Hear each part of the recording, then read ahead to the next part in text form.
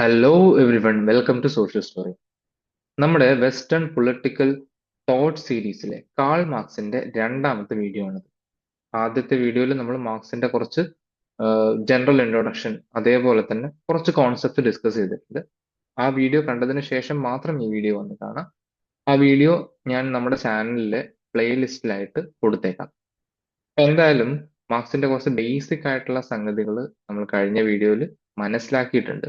ഈ വീഡിയോയിൽ കുറച്ചധികം കോൺസെപ്റ്റ്സും കൂടെ നമ്മൾ ഡിസ്കസ് ചെയ്യുന്നുണ്ട്. നമുക്ക് നേരെ വീഡിയോയിലേക്ക് പോവാം.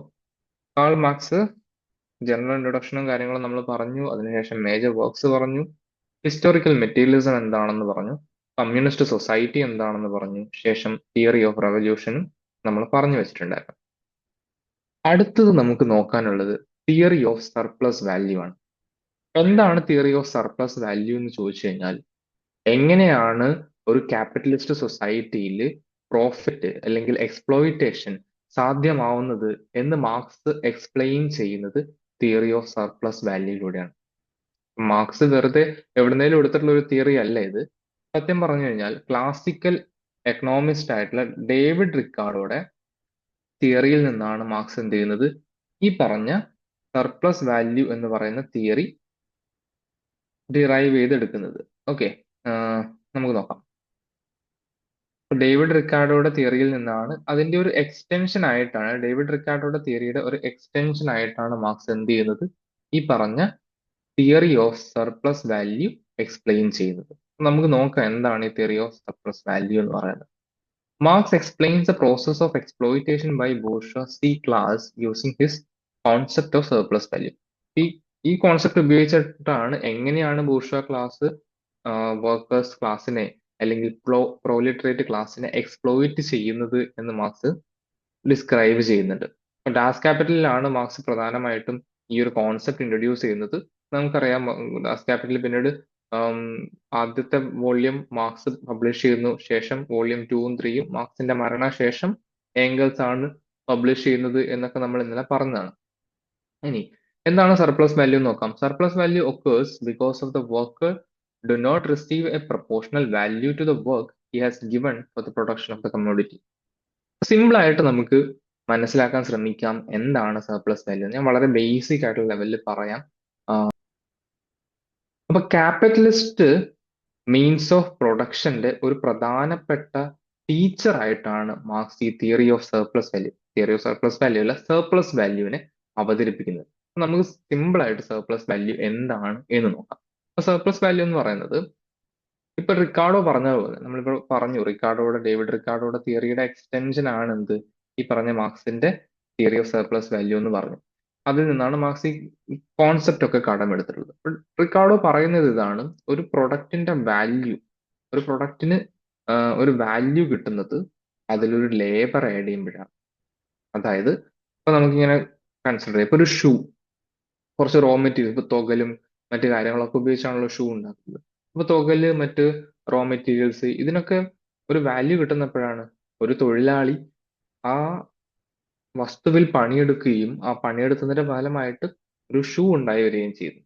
അപ്പം തൊഴിലാളി ചെയ്ത തൊഴിലിന്റെ ഫലമായിട്ട്, എക്സേർട്ട് ചെയ്തിട്ടുള്ള ലേബറിന്റെ ഫലമായിട്ട് ഒരു വസ്തുവിനൊരു വാല്യൂ ലഭിക്കുന്നു. അപ്പം വാല്യൂ അഡിഷൻ നടക്കുന്നത് എങ്ങനെയാണ്? ലേബറിലൂടെയാണ് എന്നാണ് റിക്കാർഡോ പറഞ്ഞത്. ഈ ഒരു തിയറിയാണ് മാർക്സ് ഇവിടെ തിയറി സർപ്ലസ് വാല്യൂയിൽ ഉപയോഗിക്കുന്നത്. അതായത് ഒരു ലേബർ, ഒരു തൊഴിലാളി തൊഴിൽ ചെയ്യുമ്പോഴാണ് എന്ത് ചെയ്യുന്നത്, ഒരു വസ്തുവിന് വാല്യൂ ലഭിക്കുന്നത്. പക്ഷേ ഇവിടെ പറയുന്നത് ക്യാപിറ്റലിസ്റ്റ് സൊസൈറ്റിയിൽ, ഒരു മുതലാളിത്ത സമ്പദ് വ്യവസ്ഥയിൽ തൊഴിലാളി കൊടുക്കുന്ന വാല്യൂവിന് ആനുപാതികമായിട്ട് തൊഴിലാളിക്ക് തിരിച്ച് എന്ത് കിട്ടുന്നില്ല? കൂലി കിട്ടുന്നില്ല, അല്ലെങ്കിൽ തിരിച്ച് വേജ് കിട്ടുന്നില്ല. അപ്പൊ ആ ഡിഫറൻസ്, തൊഴിലാളി കൊടുക്കുന്ന വാല്യൂവും തൊഴിലാളിക്ക് കിട്ടുന്ന കൂലിയും തമ്മിലുള്ള ഡിഫറൻസ്, ആ ഡിഫറൻസിനെയാണ് എന്ത് വിളിക്കുന്നത്? തിയറി സർപ്ലസ് വാല്യൂ എന്ന് വിളിക്കുന്നത്. മനസ്സിലായിട്ടുണ്ടോ? ഒന്നുകൂടെ സിമ്പിൾ ആയിട്ട് പറയാം. അപ്പൊ നമുക്ക് കൺസിഡർ ചെയ്യാം, ഇപ്പൊ ഒരു ഷൂ, ഒരു 100 രൂപയുടെ ഷൂ കൺസിഡർ ചെയ്യാം. 100 രൂപയുടെ ഷൂ, എനിക്ക് തന്നെ മാറ്റാം. ഓക്കെ, ഒരു 100 രൂപയുടെ ഷൂ. അപ്പൊ ഈ 100 രൂപയുടെ ഷൂ എന്ന് പറയുന്നതിന് ഇപ്പൊ തുകൽ പോലുള്ള റോ മെറ്റീരിയൽസും കാര്യങ്ങളൊക്കെ വേണം. മറ്റ് ഫാക്ടേഴ്സ് ഓഫ് പ്രൊഡക്ഷനും മീൻസ് ഓഫ് പ്രൊഡക്ഷനും ഒക്കെ ഉണ്ട്. നമുക്കിപ്പം തൽക്കാലം അതിലേക്ക് പോകണ്ട. ഈ ഒരു കോൺസെപ്റ്റ് മനസ്സിലാക്കാനുള്ള കാര്യങ്ങൾ മാത്രം എടുക്കാം. ഇപ്പൊ 100 രൂപയുടെ ഷൂ എന്ന് പറയുന്നത് ഉണ്ടാക്കാൻ വേണ്ടിയിട്ട് എന്ത് ചെയ്യുന്നു? തൊഴിലാളി അതിലേക്ക് ഒരു തൊഴിൽ ചെയ്യുന്നു. ഇപ്പം തുകലും മറ്റ് റോ മെറ്റീരിയൽസും എടുത്തിട്ട് ഒരു തൊഴിൽ ചെയ്യുന്നു. ഇത് ഷൂ മാത്രമല്ല, ഏത് പ്രൊഡക്റ്റും എടുത്തിട്ട് നമുക്ക് പറയാം. ആ തൊഴിലാളി ചെയ്യുന്ന വർക്കിലൂടെ, തൊഴിലിലൂടെ അതിനൊരു വാല്യൂ കിട്ടുന്നു. ആ വാല്യൂ എന്ത് ചെയ്യുന്നു? ഇപ്പൊ 100 രൂപയ്ക്ക് അത് മാർക്കറ്റിൽ വിൽക്കുന്നു. പക്ഷെ തൊഴിലാളിക്ക് കിട്ടുന്ന കൂലി എന്ന് പറയുന്നത് 50 രൂപയാണ്.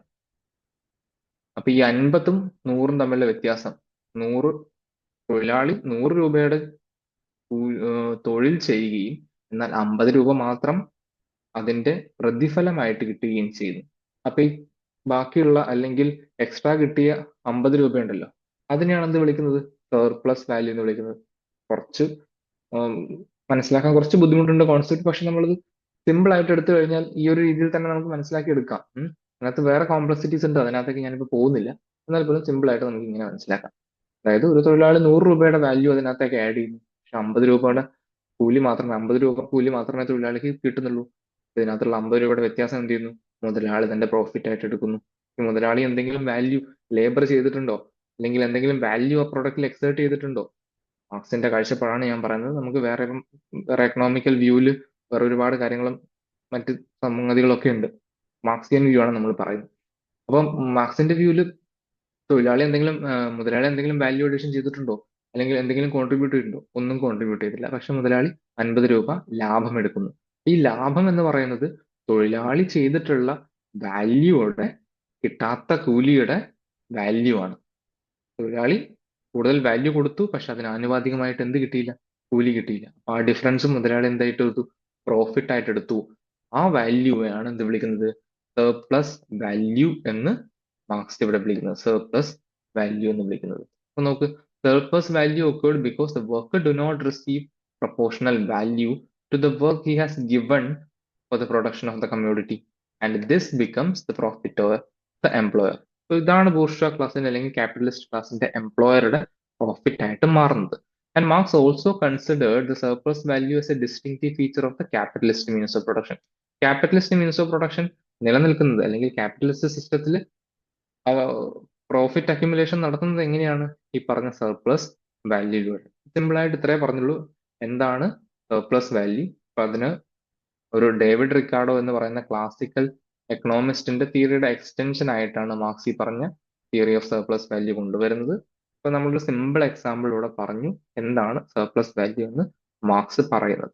ഇതിനകത്ത് വേറെ ഇന്റർപ്രിട്ടേഷനും ക്രിറ്റിസിസവും ഒക്കെ ഉണ്ട്, അതിലേക്കൊന്നും നമ്മൾ പോകുന്നില്ല. കോൺസെപ്റ്റ് എന്താണ് എന്ന് മാത്രം പറഞ്ഞു വെക്കുകയാണ് ചെയ്തത്. ഓക്കെ, ഇനി ഇതുമായിട്ട് ബന്ധപ്പെട്ടിട്ടുള്ള അടുത്ത ഒരു കോൺസെപ്റ്റിലേക്ക് പോവാം നമുക്ക്.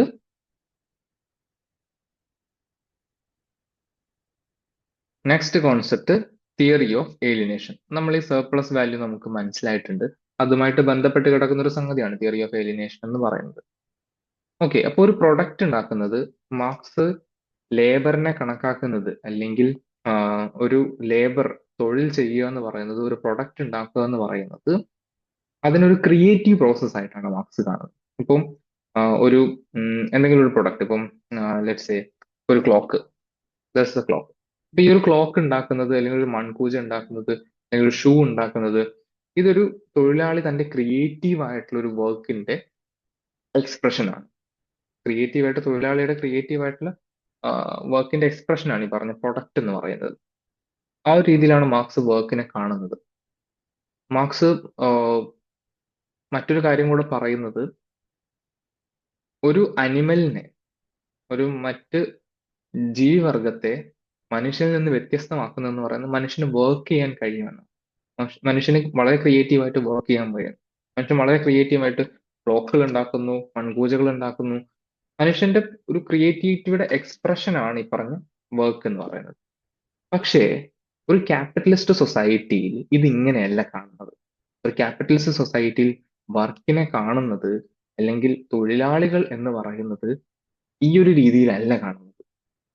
അങ്ങനെ കാണുന്നത് കൊണ്ട് തന്നെ വേറൊരു രീതിയിൽ ഒരു മെഷീന്റെ ഭാഗം പോലെ തൊഴിലാളി മാറുന്നതോടെ തൊഴിലാളി അന്യവൽക്കരിക്കപ്പെടുക, എങ്ങനെയാണ് ഏലിയനേറ്റ് ചെയ്യപ്പെടുന്നത് എന്നുള്ളതാണ് തിയറി ഓഫ് ഏലിയനേഷനിൽ മാർക്സ് പറയുന്നത്. നമുക്ക് നോക്കാം അത് ഡീറ്റെയിൽ ആയിട്ട് എന്താണ് ഈ തിയറി ഓഫ് ഏലിയനേഷൻ എന്ന് പറയുന്നത്. Explains the nature of alienation in capitalist system. These concepts were mainly described in economics and philosophical manuscripts. നമ്മൾ നേരത്തെ പറഞ്ഞു എക്കണോമിക് ആൻഡ് ഫിലോസഫിക്കൽ manuscripts എന്ന് പറയുന്നത് മാർക്സിന്റെ പ്രധാനപ്പെട്ട ഒരു വർക്കാണ്. അതിനകത്താണ് ആദ്യമായിട്ട് തിയറി ഓഫ് ഏലിയനേഷൻ ഡിസ്ക്രൈബ് ചെയ്യുന്നത്. He used the term alienation to describe dehumanization in the capitalist system. എങ്ങനെയാണ് തൊഴിലാളി ക്യാപിറ്റലിസ്റ്റ് സിസ്റ്റത്തിൽ അന്യവൽക്കരിക്കപ്പെടുന്നത്, ഡീഹ്യൂമനൈസ് ചെയ്യപ്പെടുന്നത് എന്നുള്ളതാണ് ഈ ഏലിയനേഷൻ എന്ന് പറയുന്ന തിയറിയിലൂടെ അദ്ദേഹം ഉദ്ദേശിക്കുന്നത്. Bourgeois class controls the means of production and the workers force to sell themselves in the market. നേരത്തെ ഞാൻ പറഞ്ഞു ഒരു വർക്കറിന്റെ ക്രിയേറ്റീവ് എക്സ്പ്രഷൻ ആണ് വർക്ക് എന്ന് പറയുന്നത്. പക്ഷേ ഒരു ക്യാപിറ്റലിസ്റ്റ് മീൻസ് ഓഫ് പ്രൊഡക്ഷനിൽ, ഒരു ക്യാപിറ്റലിസ്റ്റ് സിസ്റ്റത്തില് ഒരു ലേബർ എന്ന് പറയുന്നത് ഈ പറഞ്ഞ ക്രിയേറ്റീവ് എക്സ്പ്രഷനോ അല്ലെങ്കിൽ ക്രിയേറ്റീവ് ആയിട്ടുള്ള ഒരു വർക്കറോ ഒന്നുമല്ല ആയി മാറുന്നത്. ലേബർ എന്ന് പറയുന്നത് ഒരു കമ്മോഡിറ്റി ആയിട്ട് മാറുന്നു. ലേബർ എന്ന് പറയുന്നത് ഒരു കമ്മോഡിറ്റി അല്ലെങ്കിൽ വിൽക്കാൻ വേണ്ടിയിട്ടുള്ള ഒരു സാധനമായിട്ട് മാത്രം മാറപ്പെടുന്നു. അങ്ങനെ വിൽക്കാൻ വേണ്ടിയിട്ടുള്ള ഒരു സാധനമായിട്ട് മാത്രം മാറപ്പെടുന്നതോടെ എന്തായി ആവുന്നു, ഈ നേരത്തെ നമ്മൾ പറഞ്ഞ ക്രിയേറ്റീവ് ആയിട്ടുള്ള വർക്കൊന്നും നടക്കുന്നില്ല. അപ്പൊ നിങ്ങളൊന്ന് ആലോചിച്ച് നോക്കൂ, നേരത്തെ പറഞ്ഞു ഒരു ഷൂ, ഒരു തുകൽ ഉപയോഗിച്ചുകൊണ്ട് ഒരു ഷൂ ഉണ്ടാക്കുന്നു. ആ തുകൽ ഉപയോഗിച്ചുകൊണ്ട് ഷൂ ഉണ്ടാക്കുന്നു, അയാളുടെ ക്രിയേറ്റീവ് ആയിട്ടുള്ള എക്സ്പ്രഷൻ ആണ് ആ പറഞ്ഞ ഷൂവിൽ കാണാൻ പറ്റുന്നത്. അല്ലെങ്കിൽ ഒരു മൺകൂജ ഉണ്ടാക്കുന്നു ഒരു തൊഴിലാളി, അത് അയാളുടെ ക്രിയേറ്റീവ് ആയിട്ടുള്ള എക്സ്പ്രഷൻ ആണ്. And he has A connection with that. ആ പ്രൊഡക്റ്റിനോട് ഒരു കണക്ഷൻ ഉണ്ട്. പക്ഷേ നിങ്ങൾ ഈ പറഞ്ഞ ഷൂ ഉണ്ടാക്കുന്നത് ഫാക്ടറിയിലാണ് എന്ന് ആലോചിച്ച് നോക്കൂ. ആ ഫാക്ടറിയിൽ തൊഴിലാളി ഉണ്ടാക്കുന്നത് ഷൂ ആയിരിക്കില്ല. തൊഴിലാളിയുടെ ജോലി ഒരു പക്ഷേ ഷൂവിന്റെ സോൾ ഉറപ്പിക്കലായിരിക്കും, അല്ലെങ്കിൽ ഒരു പ്രത്യേക സാധനം കട്ട് ചെയ്യലായിരിക്കും. അത് മാത്രമാണ് ആ തൊഴിലാളി ചെയ്യുന്നത്. ആ തൊഴിലാളിയെ സംബന്ധിച്ചിടത്തോളം ക്രിയേറ്റീവ് ആയിട്ടുള്ള വാക്കല്ല ആ പറഞ്ഞ എന്തെങ്കിലും ഒരു സാധനം സോൾ ഉറപ്പിക്കുന്നത് അല്ലെങ്കിൽ മറ്റൊരു സാധനം കട്ട് ചെയ്യുന്നത്, ഒരു സാധനം മാത്രം, ഒരു എലമെന്റ് മാത്രം ഫിറ്റ് ചെയ്യുന്നത് എന്ന് പറയുന്നത് ക്രിയേറ്റീവ് ആയിട്ടുള്ള ഒരു സംഗതിയല്ല. അതൊരു മെഷീന് ചെയ്യാൻ പറ്റാവുന്നതാണ്. അതിനെ മറ്റൊരു കാര്യം എന്ന് പറയുന്നത് എളുപ്പം തൊഴിലാളി അതിൽ നിന്നും റീപ്ലേസ് ചെയ്യാവുന്നതാണ്. മറ്റേത് അയാളുടെ ക്രിയേറ്റീവ് വർക്കാണ്, ക്രിയേറ്റീവ് എക്സ്പ്രഷൻ ആണെന്നൊക്കെ പറയുമ്പോൾ ഇവിടെ അയാളെ മാറ്റി വേറൊരാളെ കൊണ്ടുവന്നാലും യാതൊരു മാറ്റവും സംഭവിക്കുന്നില്ല. അല്ലെങ്കിൽ അയാളെ മാറ്റിയിട്ട് നാളെ മറ്റൊരു മെഷീൻ കൊണ്ടുവന്നാലും അതൊരു പക്ഷേ അതേ ജോലി തന്നെ അതിലും മികച്ചതായിട്ട് ചെയ്യും. എളുപ്പത്തിൽ റീപ്ലേസ് ചെയ്യാൻ പറ്റാവുന്ന ഒരു മെഷീൻ പോലെയായിട്ട് തൊഴിലാളി ക്യാപിറ്റലിസ്റ്റ് സിസ്റ്റത്തിൽ മാറുന്നു എന്നുള്ളതാണ് ഈ പറഞ്ഞ തിയറി ഓഫ് ഏലിയനേഷനിൽ ആദ്യമായിട്ട് മാർക്സ് പറയുന്നത്. വേറെയും ആസ്പെക്ട് ഉണ്ടെന്ന് നമ്മൾ പറയും. ഒന്ന് ആലോചിച്ച് നോക്കൂ. ഇപ്പം അതിന് എളുപ്പം മനസ്സിലാവുന്ന മറ്റൊരു എക്സാമ്പിൾ എന്ന് പറയുന്നത് നമ്മൾ മോഡേൺ ടൈംസ് എന്ന് പറയുന്ന ചാർലി ചാപ്ലിന്റെ സിനിമയിൽ നമ്മൾ കണ്ടിട്ടുണ്ട്. എങ്ങനെയാണ് ചാർലി ചാപ്ലിൻ ഒരു യന്ത്രത്തിന്റെ നട്ട് മുറുക്കി മുറുക്കി മുറുക്കി അവസാനം പുറത്തേക്ക് എത്തുമ്പോൾ എന്ത് കണ്ടാലും അദ്ദേഹം ഇങ്ങനെ ഇങ്ങനെ മുറുക്കി മുറുക്കി പോവുകയാണ്. അപ്പം ഒരു മെഷീൻ പോലെ ആയിട്ട് മാറുകയാണ്, ഒരു കമ്മോഡിറ്റി പോലെ ആയിട്ട് ക്യാപിറ്റലിസ്റ്റ് സിസ്റ്റത്തിൽ തൊഴിലാളി മാറുകയാണ്, തൊഴിലാളി ആ ഒരു രീതിയിലേക്ക് മാറുകയാണ്. അപ്പൊ അങ്ങനെ മാറുന്നതോടെ തൊഴിലാളി എന്ത് ചെയ്യപ്പെടുന്നു, തന്റെ പ്രൊഡക്റ്റിൽ നിന്ന്, ഞാൻ നേരത്തെ പറഞ്ഞ ക്രിയേറ്റീവ് എക്സ്പ്രഷനും കാര്യമൊന്നുമില്ല, പ്രൊഡക്റ്റ് എന്ന് പറയുന്നത്, ഫൈനൽ പ്രൊഡക്റ്റ് എന്ന് പറയുന്നത് ചിലപ്പോൾ തൊഴിലാളിക്ക് വാങ്ങാൻ പോലും പറ്റാത്ത സംഗതിയായിരിക്കും, അല്ലെങ്കിൽ തൊഴിലാളിക്ക് യാതൊരു കണക്ഷനും ഇല്ലാത്ത സംഗതിയായിരിക്കും. അങ്ങനെ തൊഴിലാളി എന്ത് ചെയ്യുന്നു, ആ പ്രൊഡക്റ്റിൽ നിന്നും അന്യവൽക്കരിക്കപ്പെടുന്നു. ഇനി ആ പ്രോസസ്സിൽ നിന്നും അന്യവൽക്കരിക്കപ്പെടുന്നു. രണ്ടാമത് മാർക്സ് പറയുന്നത്, രണ്ടാമത് ആ പ്രോസസ്സിൽ നിന്നും അന്യവൽക്കരിക്കപ്പെടുന്നു. എങ്ങനെയാണ് പ്രോസസ്സിൽ നിന്ന് അന്യവൽക്കരിക്കപ്പെടുന്നു പറഞ്ഞാൽ, അതായത് നേരത്തെ ഞാൻ പറഞ്ഞു മറ്റേത് ക്രിയേറ്റീവ് എക്സ്പ്രഷൻ ആണ്, തൊഴിലാളിയുടെ ഒരു ക്രിയേറ്റിവിറ്റി അതിനകത്ത് നമുക്ക് കാണാൻ പറ്റും ആദ്യത്തെ ഷൂ ഉണ്ടാക്കുന്ന രീതി. പക്ഷെ പിന്നീടുള്ള ഇപ്പം ക്യാപിറ്റലിസ്റ്റ് രീതിയിലുള്ള പ്രൊഡക്ഷനിൽ അവിടെ തൊഴിലാളി ഒരു മെഷീൻ പോലെയായി മാറുകയാണ്. മറ്റൊരു രീതിയിലുള്ള ക്രിയേറ്റീവ് ആയിട്ടുള്ള ഒരു സംഗതിയും വേണ്ട. അതുകൊണ്ട് തന്നെ ആ ഒരു പ്രോസസ്സിൽ നിന്ന് എന്ത് ചെയ്യുന്നു, അന്യവൽക്കരിക്കപ്പെടുന്നു.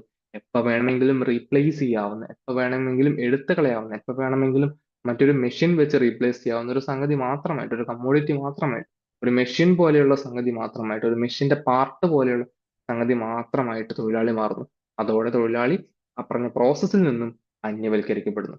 ഇനി അത് മാത്രമല്ല അന്യവൽക്കരിക്കപ്പെടുന്നത്, അന്യവൽക്കരണം എന്ന് പറയുന്നത് സ്വന്തം ഫെലോ വർക്കേഴ്സിൽ നിന്നും അന്യവൽക്കരിക്കപ്പെടുന്നു എന്ന് മാർക്സ് പറയുന്നുണ്ട്. എങ്ങനെയാണ് ഫെലോ വർക്കേഴ്സിൽ നിന്നും അല്ലെങ്കിൽ സമൂഹത്തിൽ നിന്നും ഒക്കെ അന്യവൽക്കരിക്കപ്പെടുന്നത്? ഇങ്ങനെ ഒരു തൊഴിലാളി ഈ ഒരു പ്രോസസ്സിന്റെ ഭാഗമാകുമ്പോൾ തൊഴിൽ എന്ന് പറയുന്നത് തൊഴിലാളിയെ സംബന്ധിച്ചിടത്തോളം വെറും സർവൈവലിന് വേണ്ടി മാത്രമുള്ള ഒരു സംഗതിയായിട്ട് മാറുന്നു. സർവൈവലിന് വേണ്ടിയിട്ടുള്ള മാത്രം ഒരു സംഗതിയായിട്ട് മാറുന്നു. അപ്പൊ വർക്ക് എന്ന് പറഞ്ഞ നേരത്തെ പറഞ്ഞ ക്രിയേറ്റീവ് ആയിട്ടൊരു സംഗതിയോ അല്ലെങ്കിൽ ക്രിയേറ്റീവ് എക്സ്പ്രഷനോ എന്നത് മാറിയിട്ട് ഒരു സർവൈവലിന് വേണ്ടി മാത്രമാകുമ്പോൾ തൊഴിലാളി എന്ത് ചെയ്യുന്നു? സമൂഹത്തിൽ നിന്നും കുടുംബത്തിൽ നിന്നും ഫെലോ വർക്കേഴ്സിൽ നിന്നും ഒക്കെ ഏലിയനേറ്റ് ചെയ്യപ്പെടുന്നു. അതായത് ഒരു തൊഴിലാളി മറ്റൊരു തൊഴിലാളിയെ കാണുന്നത് എങ്ങനെയാണ്? എന്റെ കോമ്പറ്റീറ്റർ ആയിട്ടാണ് അല്ലെ? അവൻ ബെറ്റർ ആയിട്ടുള്ള ആം, ഇത് കൊടുക്കുകയാണെങ്കിൽ അല്ലെങ്കിൽ അവൻ കുറഞ്ഞ സാലറിയിൽ വർക്ക് ചെയ്യാൻ റെഡി ആണെങ്കിൽ ഇന്ന് എന്നെ മാറ്റിയിട്ട് നാളെ അവനെ എടുക്കും. അപ്പൊ തൊട്ടടുത്തുള്ള ഇന്നലെ വരെ കണ്ട തൊട്ടടുത്തുള്ള ആളെ ഫെലോ വർക്കേഴ്സിനെ കാണുന്നത് കോമ്പറ്റീറ്റർ ആയിട്ടാണ്.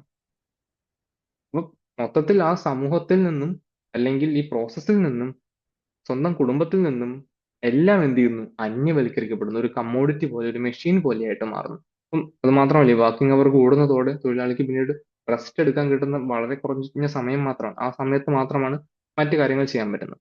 വർക്ക് എന്ന് പറയുന്നത് സർവൈവലിന് വേണ്ടി മാത്രമുള്ള ഒരു പ്രോസസ്സ് ആവുന്നു. ബാക്കി സമയം എന്ന് പറയുന്നത് റെസ്റ്റ് എടുക്കാൻ വേണ്ടിയുള്ള മാത്രം ഒരു process.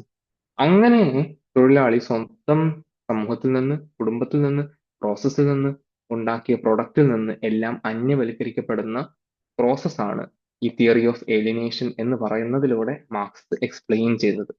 So bourgeois class controls the means of production and the workers force to sell themselves in the market. ഒരു കമ്മോഡിറ്റി പോലെ ഏറ്റവും കുറഞ്ഞ തൊഴിലാളിക്ക് ഏറ്റവും കുറഞ്ഞ വേതനത്തിന് ആര് പണിയെടുക്കാൻ സന്നദ്ധരാവുന്നു അവരെയാണ് മുതലാളി തിരഞ്ഞെടുക്കുക. ആ ഒരു രീതിയിൽ ഒരു സെൽ ചെയ്യാനുള്ള ഒരു കമ്മോഡിറ്റി പോലെയായിട്ട് തൊഴിലാളി മാറുന്നു. The workers are alienated from the value of the work through the surplus value which create domination of the bourgeoisie class over the worker class. അപ്പൊ ഇത് മാത്രമല്ല, നേരത്തെ നമ്മൾ പറഞ്ഞ സർപ്ലസ് വാല്യൂയിലൂടെ മുതലാളി ലാഭം എടുക്കുന്നു. തൊഴിലാളിക്ക് കിട്ടുന്ന ഒരു ഫിക്സഡ് വേജ് മാത്രമാണ്, ഒരു വളരെ കുറഞ്ഞ വേജ് മാത്രമാണ്. അതോടെ സമൂഹത്തിലും രണ്ട് ക്ലാസ് ഉണ്ടാവുകയാണ്. വർക്കർ ക്ലാസ്സും അതുപോലെ തന്നെ ഈ പറഞ്ഞ ബൂർഷ്വാ ക്ലാസ് അല്ലെങ്കിൽ ക്യാപിറ്റലിസ്റ്റ് ക്ലാസ് എന്ന് പറഞ്ഞ സമൂഹത്തിലും എന്ത് ചെയ്യുന്നു? ഒരു ഏലിയനേഷൻ ഉണ്ടാവുന്നു.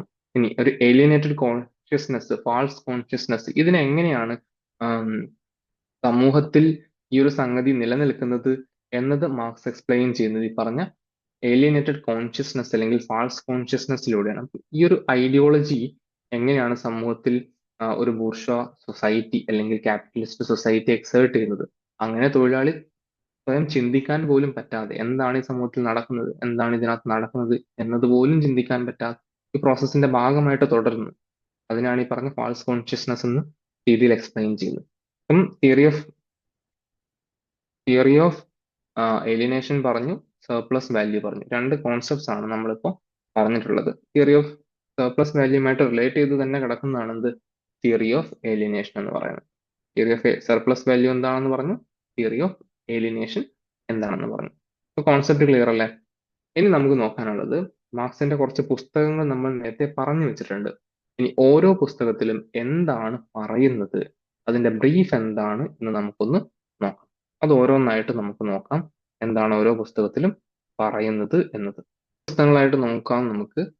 ഓരോ പുസ്തകത്തിലും എന്താണ് എന്നതിന്റെ ഒരു ബ്രീഫ് നമ്മൾ പറയും. Okay, so first one on the Jewish question. 1843 publish ചെയ്തിട്ടുള്ള പുസ്തകമാണ് on the Jewish question. On the Jewish ക്വസ്റ്റ്യനിൽ the work is a critique of Bruno Bauer's the Jewish question. Bruno ബയറിന്റെ ദ ജൂയിഷ് ക്വസ്റ്റ്യൻ എന്ന് പറയുന്ന പുസ്തകത്തിന്റെ criticism ആയിട്ടാണ് Marx on the Jewish question എന്ന് പറയുന്ന പുസ്തകം എഴുതുന്നത്. And Marx argues that is mistaken in assumption that a secular state, religion will no longer play a significant role in social life and criticize the idea of political emancipation as insufficient. രണ്ട് കാര്യങ്ങളാണ് പറയുന്നത്. ഒന്ന്, secular സ്റ്റേറ്റിൽ religion വലിയ റോളൊന്നും ഉണ്ടാവില്ല എന്ന് പറയുന്നതിനെ marks criticise ചെയ്യാണ്. റിലീജിയന് അതിനകത്തും റോൾ ഉണ്ട്. റിലീജിയന്റെ പരമായിട്ടുള്ള റോളിനെ പറ്റിയൊക്കെ മാർക്സ് അതിനകത്ത് എക്സ്പ്ലെയിൻ ചെയ്യുന്നുണ്ട്. രണ്ടാമത്തെ കാര്യം എന്ന് പറയുന്നത് പൊളിറ്റിക്കൽ ഐഡിയാസ് അല്ലെങ്കിൽ പൊളിറ്റിക്കൽ ഫ്രീഡം മാത്രമല്ല, അല്ലെങ്കിൽ പൊളിറ്റിക്കൽ ഫ്രീഡം മാത്രം സഫീഷ്യന്റ് അല്ല എന്നും എക്കണോമിക്കൽ ഫ്രീഡത്തിന്റെയും കൂടെ ഇമ്പോർട്ടൻസ് മാർക്സ് ഇവിടെ പറയുന്നത് നമുക്കറിയാം. നേരത്തെ നമ്മൾ ബേസ് സൂപ്പർ സ്ട്രക്ചർ ഒക്കെ കഴിഞ്ഞ വീഡിയോയിൽ പഠിച്ചാണ്. മാർക്സ് ബേസ് ആയിട്ട് കണക്കാക്കുന്നത് എന്താണ്? എക്കണോമിക് സിസ്റ്റമാണ്. അതിന്റെ പിന്നാലെയാണ് അല്ലെങ്കിൽ അതിന്റെ മുകളിലാണ്, അതിന് കണക്റ്റഡ് ആയിട്ടാണ് എന്ത് വരുന്നത്? സൂപ്പർ സ്ട്രക്ചർ വരുന്നത്. ഇപ്പൊ ബേസിനെ റിലേറ്റ് ചെയ്തിട്ടാണ് എല്ലാം കിടക്കുന്നത്. അതുകൊണ്ട് തന്നെ പൊളിറ്റിക്കൽ ഇമാൻസിപ്പേഷൻ മാത്രം സഫീഷ്യന്റ് ആവില്ല, എക്കണോമിക്കൽ ആയിട്ടുള്ള ഫ്രീഡവും കൂടെ വേണം. എക്കണോമിക്കൽ ആയിട്ടുള്ള സിസ്റ്റത്തിന്റെ ഇമ്പോർട്ടൻസ് മാർക്സ് ഇവിടെ പറയുന്നതായിട്ട് നമുക്ക് കാണാം. Then economic and philosophical manuscripts നമ്മൾ നേരത്തെ പറഞ്ഞു, 1844 എഴുതിയതാണ്. ഇതിനകത്താണ് മാർക്സ് എന്ത് പറയുന്നത്? ഏലിയനേഷൻ, പ്രൈവറ്റ് പ്രോപ്പർട്ടി, ലേബർ, എൻസ്റ്റൈൻമെന്റ്, ഏലിയനേഷൻ തന്നെ, അങ്ങനെയുള്ള കോൺസെപ്റ്റ്സ് ഒക്കെ മാർക്സ് ഡിസ്കസ് ചെയ്യുന്നത് the economic and philosophical manuscripts എന്ന് പറയുന്ന 1844 ഒരു സീരീസ് ഓഫ് നോട്ട്സിലാണ്. പിന്നീടാണ് ഇതൊക്കെ പബ്ലിഷ് ചെയ്ത് വരുന്നത്. Then a contribution to the critique of Hegel's philosophy of right, introduction, 1844 തന്നെ പബ്ലിഷ് ചെയ്തിട്ടുള്ള ഈ ഒരു പുസ്തകത്തിൽ ആക്ച്വലി ഹെഗലിന്റെ ആർഗ്യുമെന്റ്സിനെ മാർക്സ് ക്രിട്ടിസൈസ് ചെയ്യാണ്. അപ്പോൾ രണ്ട് കാര്യങ്ങളാണുള്ളത്. ഒന്ന്, നമുക്കറിയാം ഹെഗലിന്റെ ഡയലക്ട്സ് മാർക്സ് അഡോപ്റ്റ് ചെയ്തിട്ടുള്ളതാണ്. എന്നാൽ നമ്മൾ പലപ്പോഴും പറയാം ഹെഗലിന്റെ ഡയലക്റ്റിക്കൽ ഐഡിയലിസത്തിനെ മാർക്സ് നേരെ തിരിച്ചു വെച്ചു അല്ലെ, എന്താക്കി മാറ്റി, ഡയലക്റ്റിക്കൽ മെറ്റീരിയലിസം ആയിട്ടാണ് അവതരിപ്പിക്കുന്നത്. അപ്പൊ ആ ഒരു ക്രിറ്റിസിസവും കാര്യങ്ങളൊക്കെ കാണുന്നത് 1844 പബ്ലിഷ് ചെയ്തിട്ടുള്ള a contribution to the critique of Hegel's philosophy of right എന്ന് പറയുന്ന പുസ്തകത്തിലാണ്. അതിനകത്ത് തന്നെ മൊണാർക്കിനെ റാഷണലൈസ് ചെയ്യുന്നതിനൊക്കെ ക്രിട്ടിസൈസ് ചെയ്യുന്നുണ്ട് എന്നും കൂടെ മനസ്സിലാക്കി വെക്കുക. Then the holy family 1845 publish ചെയ്തിട്ടുള്ള പുസ്തകമാണ്. ഇതിനകത്ത് മാർക്സ് എന്ത് ചെയ്യാണ്, നമ്മൾ പറഞ്ഞു ആദ്യകാലത്ത് മാർക്സ് യങ് ഹെഗേലിയൻസ് ഒക്കെ ആയിട്ട് അസോസിയേറ്റ് ചെയ്യുന്നുണ്ട്. അപ്പൊ അവരുടെ ക്രിറ്റിസിസം ആണ് ആക്ച്വലി ദ ഹോളി ഫാമിലിയിൽ ചെയ്യുന്നത്. പ്രത്യേകിച്ചും അബ്സ്ട്രാക്ട് ഐഡിയലിസ്റ്റ് ഫിലോസഫിന് മാർക്സ് ഐഡിയാസിനല്ല ഇമ്പോർട്ടൻസ് കൊടുക്കുന്നത്, മെറ്റീരിയൽ കണ്ടീഷൻസിനാണ്. ബേസിക്കലി മെറ്റീരിയൽ കോൺസെപ്ഷൻ ഓഫ് ഹിസ്റ്ററിക്കാണ് മാർക്സ് ഇമ്പോർട്ടൻസ് കൊടുക്കുന്നത്. അപ്പം ആ ഒരു ഐഡിയലിസ്റ്റിക് ഫിലോസഫീനെ അത് സപ്പോർട്ട് ചെയ്തിട്ടുള്ള ഹെഗേലിയൻസിനെയും ക്രിട്ടിസൈസ് ചെയ്യാണ് ദ ഹോളി ഫാമിലി എന്ന് പറയുന്ന പുസ്തകത്തിൽ 1845 പബ്ലിഷ് ചെയ്തിട്ടുള്ള പുസ്തകത്തിൽ മാർക്സ് ചെയ്യുന്നത്. He gave more importance to the materialistic condition than idealism. Okay. Then German ideology 1845-46 publish ചെയ്തിട്ടുള്ള പുസ്തകമാണ്. This works presents Marx theory of history and his critics of other philosophers' idea. It argues that class struggles are the driving force behind historical development. നമ്മൾ ആദ്യം പറഞ്ഞ concept ഓർമ്മയില്ലേ, historical materialism. അത് ആദ്യത്തെ വീഡിയോയിൽ നമ്മൾ വളരെ ഡീറ്റെയിൽ ആയിട്ട് തന്നെ എക്സ്പ്ലെയിൻ ചെയ്തിട്ടുണ്ട്. സോ എന്താണ്, എങ്ങനെയാണ് ഹിസ്റ്റോറിക്കൽ ഡെവലപ്മെന്റ് നടക്കുന്നത്, ആ ഡയലക്ടിക്സും ആ ഒരു മൂവ്മെന്റും ഓരോ സ്റ്റേജസും ആയിട്ട് നമ്മൾ പറഞ്ഞിട്ടുണ്ട് അല്ലെ.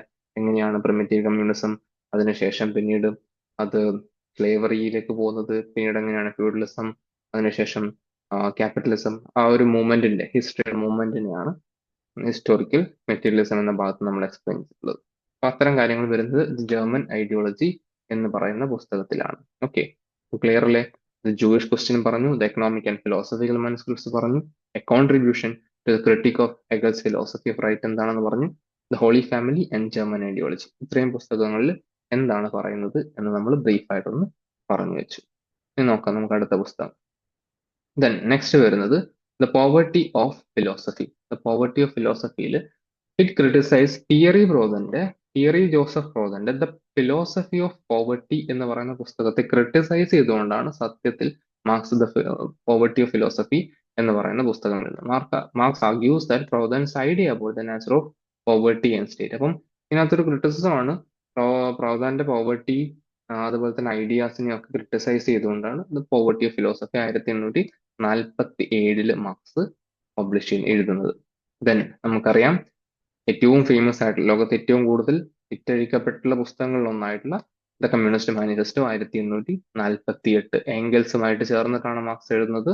ഇതിനകത്താണ് കമ്മ്യൂണിസവും ക്യാപിറ്റലിസത്തിന്റെ ക്രിറ്റിസിസവും അതുപോലെ തന്നെ കോൾ ഫോർ എ പ്രോലിറ്റേറിയറ്റ് റവല്യൂഷൻ അല്ലെ, സർവ്വരാജ്യ തൊഴിലാളികളെ സംഘടിക്കുവിൻ എന്നൊക്കെ പറഞ്ഞുകൊണ്ട് വളരെ പ്രശസ്തമായിട്ടുള്ള ഒരുപാട് സെന്റൻസ് നമ്മൾ പലപ്പോഴായിട്ട് കേട്ടിട്ടില്ല. നിങ്ങൾക്ക് നഷ്ടപ്പെടാനുള്ളത് ചങ്ങലകൾ മാത്രം, എന്നാൽ നേടാനുള്ളതോ പുതിയൊരു ലോകം എന്നൊക്കെ പറഞ്ഞിട്ട് ആ ഒരു പ്രോലിറ്റേറിയറ്റ് റവല്യൂഷന് വേണ്ടിയിട്ടൊരു കോളും അതുപോലെ തന്നെ ബേസിക് പ്രിൻസിപ്പിൾസ് ഓഫ് കമ്മ്യൂണിസവും ക്യാപിറ്റലിസത്തിന്റെ ക്രിറ്റിസിസവും ഒക്കെ നമുക്ക് ഈ ഒരു പുസ്തകത്തിൽ കാണാം. വളരെ ചെറിയൊരു പുസ്തകമാണ് ദ കമ്മ്യൂണിസ്റ്റ് മാനിഫെസ്റ്റോ എന്ന് പറയുന്നത്. Then the class struggle in France 1850 1848 ഫ്രാൻസിലെ റവല്യൂഷനും അതിനുശേഷം ഉണ്ടായിട്ടുള്ള സ്ട്രഗിൾസും കാര്യങ്ങളും ഒക്കെയാണ് 1850 the class struggle in France എന്ന് പറയുന്ന പുസ്തകത്തിൽ മാർക്സ് എക്സ്പ്ലെയിൻ ചെയ്യുന്നത്. Then the 18th Brumaire of Louis Bonaparte. ഇതിനകത്ത് ലൂയിസ് ബോണപ്പാർട്ടിന്റെ റൈസും ഫ്രഞ്ച് റവല്യൂഷന് ശേഷമുള്ള 1848 അത് എങ്ങനെയാണ് ഡിഫറെന്റ് സോഷ്യൽ ക്ലാസ്സുകളിൽ സൊസൈറ്റിയിലൊക്കെ ഉണ്ടാക്കിയിട്ടുള്ള മാറ്റങ്ങൾ, അതിന്റെ കോൺട്രിബ്യൂഷൻ എന്തൊക്കെയാണ് എന്നൊക്കെയാണ് ഈ പറഞ്ഞ the 18th Brumaire of Louis Bonaparte എന്ന് പറയുന്ന 852 പുസ്തകത്തിൽ മാർക്സ് എക്സ്പ്ലെയിൻ ചെയ്യുന്നത്. Then a contribution to the critique of political economy, ഇത് നമ്മൾ നേരത്തെ പറഞ്ഞ പുസ്തകമാണ്. ഇതിനകത്താണ് നേരത്തെ പറഞ്ഞ മണി, ക്യാപിറ്റൽ, അതുപോലെ തന്നെ കമ്മോഡിറ്റീസ്, ഇങ്ങനെയുള്ള എക്കണോമിക് റിലേറ്റഡ് ആയിട്ടുള്ള കുറച്ചധികം കോൺസെപ്റ്റ്സ് മാർക്സ് ഡിസ്കസ് ചെയ്യുന്നത്. വീണ്ടും നമ്മൾ പറഞ്ഞ പുസ്തകങ്ങൾ the poverty of philosophy, communist manifesto, the class struggle in France, the 18th Brumaire of Louis Bonaparte and a contribution to the critique of political economy. കുറച്ച് പുസ്തകങ്ങളും കൂടെ ഉണ്ട് നമുക്ക് നോക്കാൻ. അതും കൂടെ പറഞ്ഞിട്ട് നമുക്ക് ഈ ക്ലാസ് അവസാനിപ്പിക്കാം. Then the famous ഡാസ് capital volume 1 അല്ലെ, നമുക്കറിയാം വോള്യം 1 മാർക്സ് 1867 പബ്ലിഷ് ചെയ്യും. ബാക്കി വരുന്ന 2 വോള്യം, വോള്യം 2ഉം വോള്യം 3യും പിന്നീട് മാർക്സ് ബാക്കി വെച്ചിട്ടുള്ള എഴുത്തുകളിൽ നിന്ന് മാർക്സിന്റെ മരണശേഷം ഏംഗൽസ് ആണ് ബാക്കി 2 വോള്യവും പബ്ലിഷ് ചെയ്യുന്നത്. അപ്പൊ എന്താണ് ഇതിനകത്ത് പറയുന്നത്? മേജർലി ഫസ്റ്റ് വോള്യത്തിൽ പറയുന്നത് പൊളിറ്റിക്കൽ എക്കണോമിയെ പറ്റി തന്നെയാണ്. ക്യാപിറ്റലിസത്തിന്റെ ക്രിറ്റിസിസവും അതുപോലെ തന്നെ കമ്മോഡിറ്റി പ്രൊഡക്ഷൻ, നമ്മളിപ്പോൾ ഡിസ്കസ് ചെയ്തിട്ടുള്ള സർപ്ലസ് വാല്യൂ അല്ലെ, മിച്ചമൂല്യ സിദ്ധാന്തം, അതുപോലെ തന്നെ അതുമായിട്ട് ബന്ധപ്പെട്ട് എങ്ങനെയാണ് എക്സ്പ്ലോയിറ്റേഷനും ഏലിയനേഷനും ഒക്കെ നടക്കുന്നത് എന്നുള്ളതൊക്കെ ഡിസ്കസ് ചെയ്യുന്നതാണ് ഡാസ് ക്യാപിറ്റൽ. അപ്പൊ ഇതെന്തായാലും ഓർക്കുക, സർപ്ലസ് വാല്യൂ ഡിസ്കസ് ചെയ്യുന്നത് ഡാസ് ക്യാപിറ്റൽ വോള്യം 1ലാണ്. ഇനി ഡാസ് ക്യാപിറ്റൽ വോള്യം 2ലേക്ക് പോകുമ്പം ഇത് കൂടുതലും ഫോക്കസ് ചെയ്യുന്നത് process of circulation of capital ആണ്. കൂടുതൽ എക്കണോമിക്കൽ ഓറിയന്റഡ് ആയിട്ടുള്ള പുസ്തകമാണ്.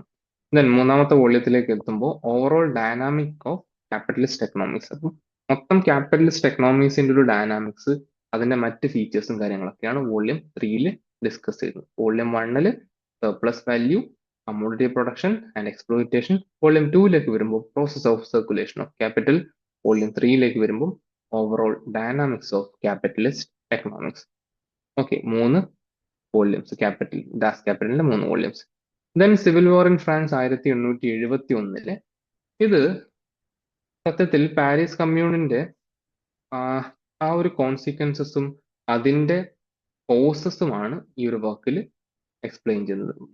ഫ്രഞ്ച് സിവിൽ വാറിന്റെ കോസസും അതുപോലെ തന്നെ കോൺസിക്വൻസസും the civil war in France എന്ന് പറയുന്ന 1871 പുസ്തകത്തിൽ മാർക്സ് എക്സ്പ്ലെയിൻ ചെയ്യുന്നു. Okay, then the critique of Gotha programme 1875 പുസ്തകമാണ്. Marx criticises the draft programme of the United Workers Party in Germany discussing issues related to labour wage and state role. അപ്പം United Workers Party ജർമ്മനിയുടെ draft പ്രോഗ്രാമും അതുമായിട്ട് relate ചെയ്ത് labour, wage, state role അങ്ങനെയുള്ള കാര്യങ്ങളിലൊക്കെ ബന്ധപ്പെട്ടിട്ടുള്ള discussion ആണ് critic of Gotha programme എന്ന് പറയുന്ന 1875 പുസ്തകത്തിൽ മാർക്സ് ഡിസ്കസ് ചെയ്തു. ഇത്രയാണ് പ്രധാനപ്പെട്ട പുസ്തകങ്ങളും അതിനകത്ത് എന്താണ് പറഞ്ഞിട്ടുള്ളതും എന്നുള്ളത്. നമ്മൾ മാർക്സിനെ ആദ്യം ഒന്ന് അദ്ദേഹത്തിന്റെ ലൈഫ്, അതുമായിട്ട് ബന്ധപ്പെട്ടിട്ടുള്ള കാര്യങ്ങൾ എന്നൊക്കെ മനസ്സിലാക്കാൻ ശ്രമിച്ചു. അതിനുശേഷം അദ്ദേഹത്തിന്റെ പ്രധാനപ്പെട്ട പുസ്തകങ്ങളും അതിന്റെ എല്ലാം ഇയറും നമ്മൾ പറഞ്ഞു. ശേഷം ഓരോ കോൺസെപ്റ്റ് ആയിട്ട് എന്താണ് കമ്മ്യൂണിസം, എന്താണ് സർപ്ലസ് വാല്യൂ, എന്താണ് കമ്മ്യൂണിസ്റ്റ് റവല്യൂഷൻ, എന്താണ് ശേഷം നമ്മൾ പറഞ്ഞെന്തായിരുന്നു, റവല്യൂഷൻ പറഞ്ഞു, കമ്മ്യൂണിസ്റ്റ്, അങ്ങനെയുള്ള പ്രധാനപ്പെട്ട ടോപ്പിക്സും കാര്യങ്ങളൊക്കെ നമ്മൾ ഏകദേശം ഡീറ്റെയിൽ ആയിട്ട് തന്നെ, ഏലിയനേഷൻ എന്താണെന്ന് പറഞ്ഞു, അങ്ങനെയുള്ള കാര്യങ്ങളൊക്കെ നമ്മൾ ഡീറ്റെയിൽ ആയിട്ട് മനസ്സിലാക്കാൻ ശ്രമിച്ചിട്ടുണ്ട്. അപ്പൊ നമ്മുടെ വെസ്റ്റേൺ പൊളിറ്റിക്കൽ തോട്ട് സീരീസിലെ പ്രധാനപ്പെട്ട ഒരു വീഡിയോ ആണ്. രണ്ടാമത്തെ വീഡിയോയുടെ ലെങ്ത് കൂടിയതുകൊണ്ട് തന്നെ 2 പാർട്ടായിട്ടാണ് നമ്മൾ ഇത് ചെയ്തിട്ടുള്ളത്. ഇനിയുമുള്ള തിങ്കേഴ്സ്, ബാക്കിയുള്ള തിങ്കേഴ്സ് UGC പൊളിറ്റിക്കൽ സയൻസ് നെറ്റിനും അതുപോലെ തന്നെ സെറ്റ് എക്സാമിനും HSST പൊളിറ്റിക്കൽ സയൻസിനും ഒക്കെ വരുന്ന മറ്റ് പൊളിറ്റിക്കൽ തിങ്കേഴ്സും മറ്റ് കോൺസെപ്റ്റും നമ്മൾ ഈ സീരീസിൽ തന്നെ കവർ ചെയ്യുന്നതായിരിക്കും. എല്ലാവരും ചാനൽ സബ്സ്ക്രൈബ് ചെയ്യുക. ബാക്കിയുള്ള വീഡിയോസും നിങ്ങൾക്ക് നിങ്ങളുടെ ഫീഡിൽ ലഭിക്കുന്നതായിരിക്കും. നിങ്ങൾക്ക് ഉപകാരപ്പെട്ടു എന്ന് തോന്നുകയാണെങ്കിൽ ലൈക്ക് ചെയ്യുന്നതും ഷെയർ ചെയ്യുന്നതും ഒക്കെ കൺസിഡർ ചെയ്യും. ഓക്കെ, നമ്മൾ ഇന്നത്തെ വീഡിയോ അവസാനിപ്പിക്കുകയാണ്. Thank you.